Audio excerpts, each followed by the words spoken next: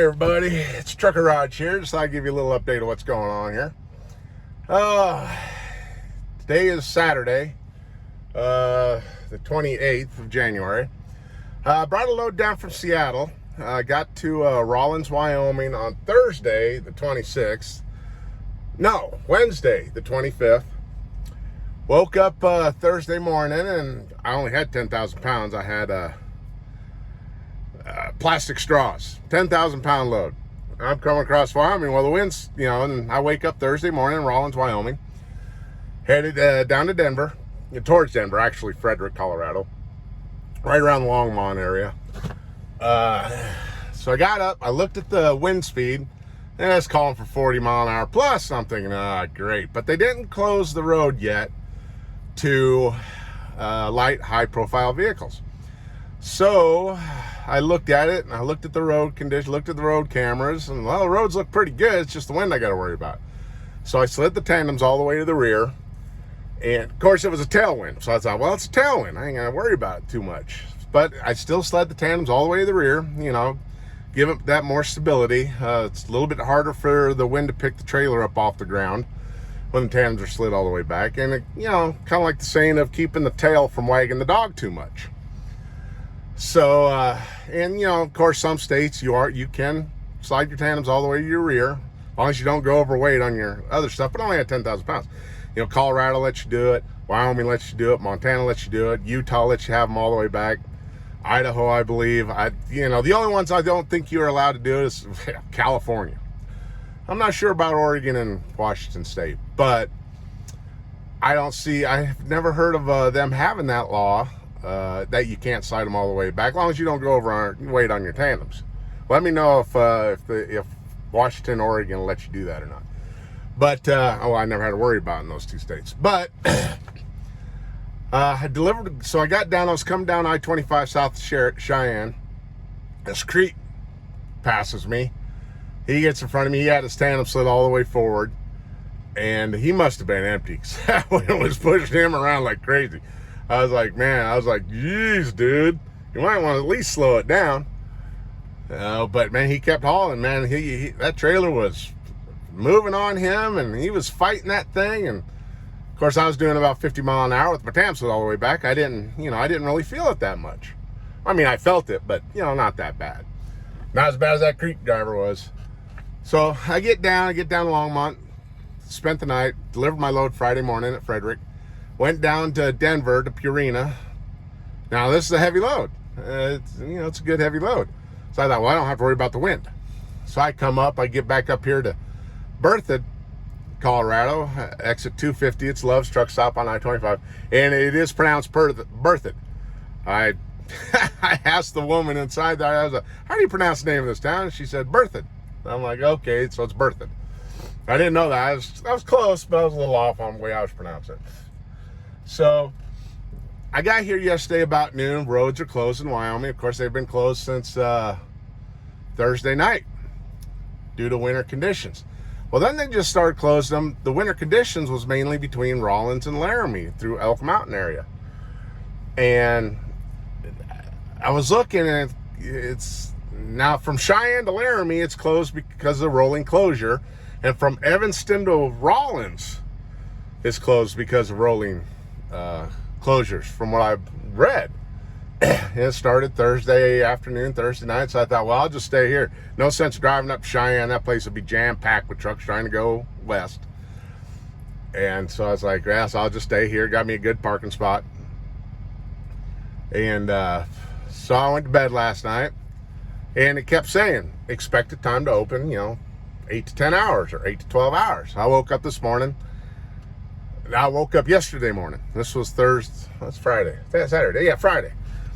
Friday morning, Friday afternoon, Friday night.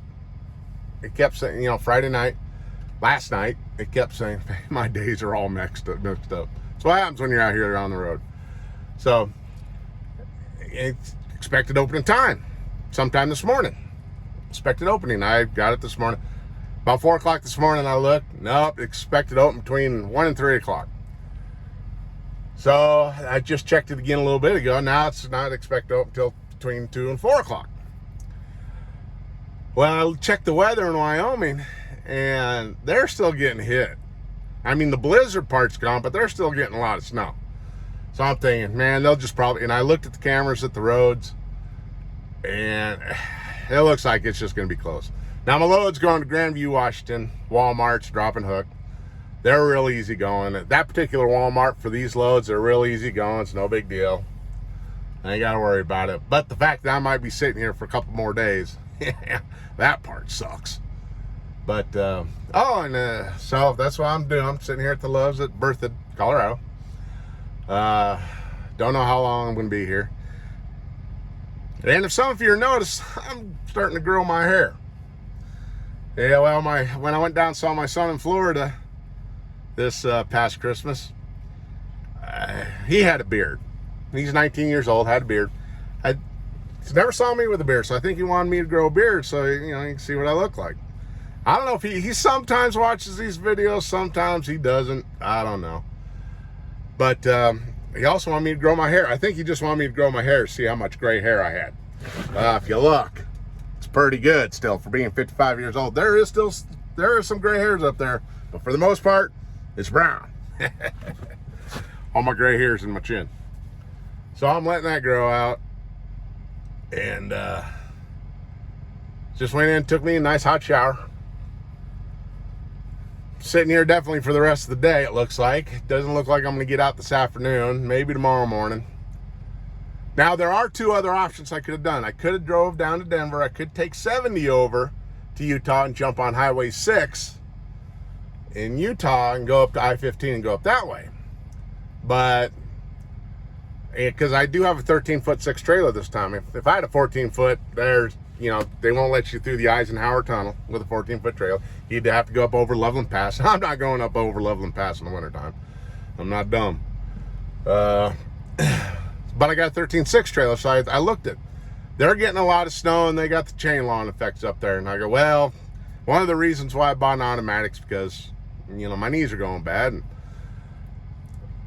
I'm not throwing iron anymore. As a matter of fact, I bought auto socks this time. Well, my truck is heavier than those Cascadias, so I didn't want to add another 300 pounds of chains and a chain hanger on my truck. So I bought the auto socks, and I've talked to everybody who's used them. I know somebody personally who uses them. He goes up and over Cabbage 6 nights a week, dedicated overnight runs, 6 nights a week, and then 4 nights the next week. And he's been doing that for a couple of years, and he says he's never had a problem with them. Watched a couple of videos on YouTube. One guy I think was riding with Dave. I can't remember. It was a while ago. And I think he was going up over Cabbage with them during the daylight. And he swore by him. He loved him. So, and then there's this guy up in British Columbia. He's tested them out, used them. He swore by him. So I thought, well, I'll get that, save weight on me, but I don't ever plan on using them. It's just not worth it anymore. Yeah, I've been out here 30 plus years, and it's just not worth it anymore. If a load needs to get someplace that badly, but then by God, the company can come and send another driver to take the load off your hands, and they can put their lives in danger.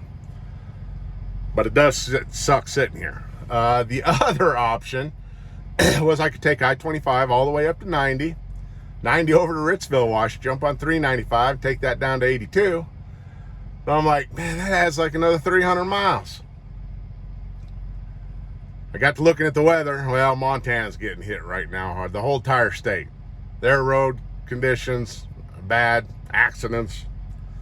I'm like, yeah, this is just one of them non-winning situations this time around. No getting around it. So I thought I would just sit tight, hang loose, wait for them to open the roads up there, and just take my time going across. Yeah, sure, my paycheck this week isn't going to be that great, but it's trucking industry. You got to take the bad with the good.